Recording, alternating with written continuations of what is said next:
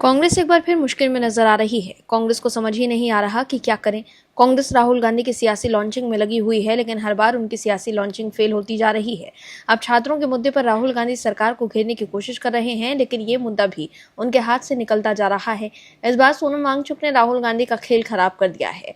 दरअसल NEET paper leak पर केंद्रीय शिक्षा मंत्री धर्मेंद्र प्रधान के इस्तीफे की मांग को लेकर जंतर मंतर पर अनिश्चितकालीन भूख हड़ताल कर रहे सोनम वांगचुक से मिलने के लिए शुक्रवार को कांग्रेस नेता पवन खेड़ा पहुंच गए। ये पहली बार है जब सोनम वांगचुक से मिलने के लिए कांग्रेस का कोई बड़ा नेता पहुंचा हो। वहीं मुलाकात करने के बाद पवन खेड़ा ने कहा कि सोनम वांगचुक की सेहत को लेकर हम सब फिक्रमंद है। हम सब एक अति असंवेदनशील सरकार से लड़ रहे हैं जो लोकतांत्रिक भाषा को नहीं समझती है। ऐसी सरकार के सामने विरोध का तरीका बदलते रहना चाहिए।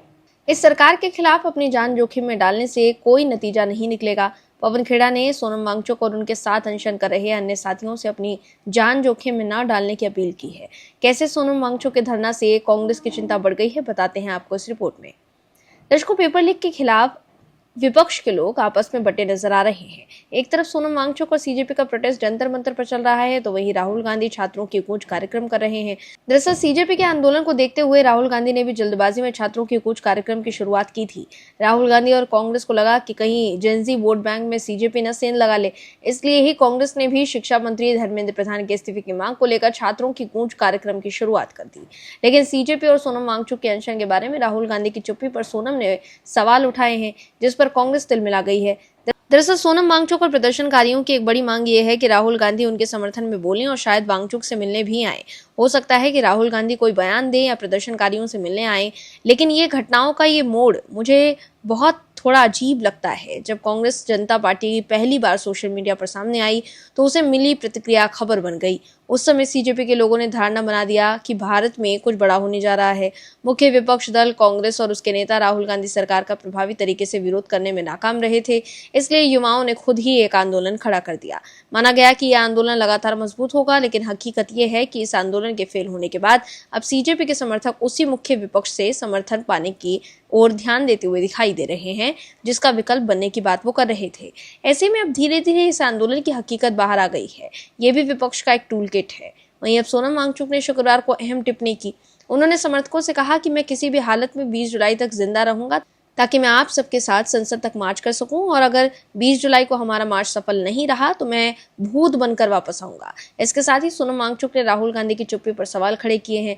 सोनम वांगचुक ने पिछले दिनों कहा था कि विपक्षी दलों को युवा नेतृत्व वाले इस आंदोलन में शामिल होना चाहिए। अगर ये इसमें शामिल नहीं होते हैं तो ये उनकी संकीर्ण सोच ही मानी जाएगी। एक इंटरव्यू में उन्होंने कहा कि कांग्रेस और अन्य विपक्षी दल कॉकरोच जनता पार्टी की ओर से शुरू किए गए नीट परीक्षा में अनियमितताओं के खिलाफ आंदोलन में समर्थन नहीं करता है तो जनता उन्हें खारिज कर देगी। सोनम वांगचुक ने छात्र युवाओं के इस आंदोलन को लेकर राहुल गांधी की चुप्पी पर सवाल खड़े किए थे। इस मसले पर कांग्रेस के राज्यसभा सांसद प्रमोद तिवारी ने सोनम वांगचुक पर सवाल खड़े कर दिए। राहुल गांधी से की गई अपील पर प्रतिक्रिया देते हुए उन्होंने कहा कि सोनम वांगचुक को अनशन जैसा कदम उठाने से पहले कांग्रेस से सलाह ले लेनी चाहिए थी। उन्होंने कहा ये राहुल गांधी का एजेंडा है और सोनम वांगचुक इसमें बाद में जुड़े। प्रमोद तिवारी ने सोनम वांगचुक की भूख हड़ताल पर कहा कि हम उनके उद्देश्य का समर्थन करते हैं, लेकिन मौजूदा सरकार के सामने भूख हड़ताल प्रभावी नहीं होगी। इसकी वजह सरकार के खिलाफ लोकतांत्रिक से बड़े पैमाने पर जन आंदोलन शुरू किया जाना चाहिए। उन्होंने कहा कि राहुल गांधी पहले आदमी थे जिन्होंने नीट पेपर लीक मामले में सदन के भीतर और बाहर सरकार से टक्कर ली। प्रमोद तिवारी ने कहा कि जनहित और छात्र हित के मुद्दों को लेकर हम इससे पहले सवाल उठाते रहे हैं। उन्होंने कहा इस सरकार में अनशन से काम नहीं चलेगा। हमें लोकतांत्रिक तरीके से मोदी सरकार को अपदस्थ करने के लिए जन आंदोलन को खड़ा करना होगा। इसके लिए सबको मिलकर विचार करना चाहिए। तो देखा आपने कि कैसे एक तरफ कांग्रेस सोनम वांगचुक पर निशाना साध रही है, तो वहीं दूसरी तरफ अब कांग्रेस के नेता वांगचुक से मिलने जंतर मंतर पहुंच रहे हैं। Bureau report, OMH news. आप दर्शकों से विनम्र निवेदन है कि चैनल को सब्सक्राइब जरूर करें